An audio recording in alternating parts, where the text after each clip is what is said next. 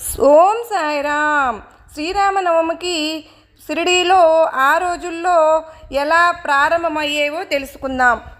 శ్రీరామనవమి ముందు రోజు రాత్రి అంటే బాబా చావడిలో నిద్రించే రాత్రి రాధాకృష్ణ అయి తన సేననంతా తీసుకుని మసీదులో హాజరయ్యేది.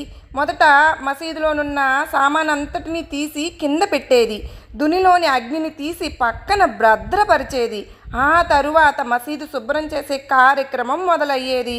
మసీదులో ఎప్పుడు దుని వెలుగుతూ ఉండడం వల్ల సహజంగా గోడలు కొయ్య దూలాలు అన్నీ మసిబారి ఉండేవి. ఆ మసినంతా టెంకాయ పీచు సబ్బు నీళ్లతో బాగా రుద్ది కడిగి పోగొట్టేవారు. 10-15 మంది ఈ పని చేస్తూ ఉంటే కొంతమంది బావిలో నుండి కుండలతో కావలసిన నీళ్లు తెచ్చి నింపేవారు. ఈ పనులు చేసేవారిలో గొప్ప ధనికులు ఉన్నత అధికారులు కూడా ఉండేవారు.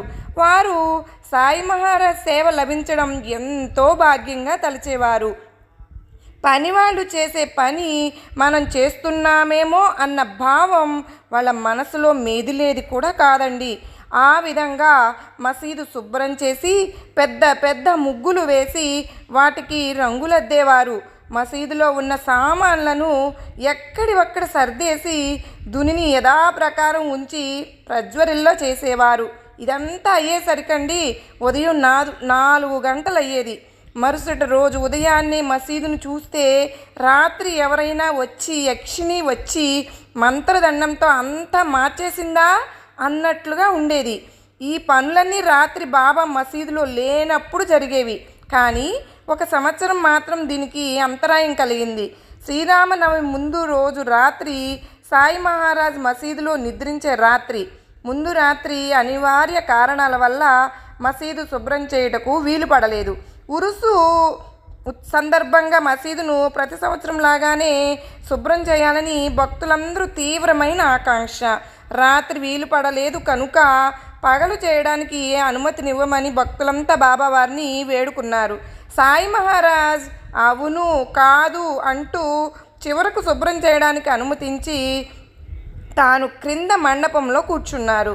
ఇక భక్తుల ఆనందోత్సాహాలు వర్ణింపనలవి కానిది. అందరూ కలిసి సాయంత్రానికల్లా మసీదు మొత్తం శుభ్రం చేసి ముగ్గులు వేశారు. బాబావారు కూడా మధ్యలో చేతురోక్తులతో అందరికీ ఎంతో ఉత్తేజం కలిగించారు. అనుమతి అడిగితే బాబా ఎక్కడ కోపిస్తారోనన్న భయం అందరి మనసుల్లోనూ ఉండేది. కానీ సాయి మహారాజ్ అంగీకరించడమే కాక ప్రోత్సాహం కూడా ఇవ్వడంతో కథే మారిపోయింది. అప్పుడే కాదండి, ఇప్పుడు కూడా బాబావారి ఈ టెంపుల్స్లో కానీ ఎక్కడైనా శ్రీరామనవమి ఉత్సవాలు చాలా అత్యంత వైభవోపేతంగా జరుగుతాయి. ఇప్పుడు కూడా నేను దానిలో పాల్గొనడానికి సిద్ధమైపోయాను. మీరు సిద్ధమేనా? మరి ఈ వీడియో మీకు నచ్చినట్లయితే లైక్ చేయండి, సబ్స్క్రైబ్ చేయండి. అలాగే మీ ఫ్యామిలీ అండ్ ఫ్రెండ్స్ బాబావారి భక్తులకు షేర్ చేయండి.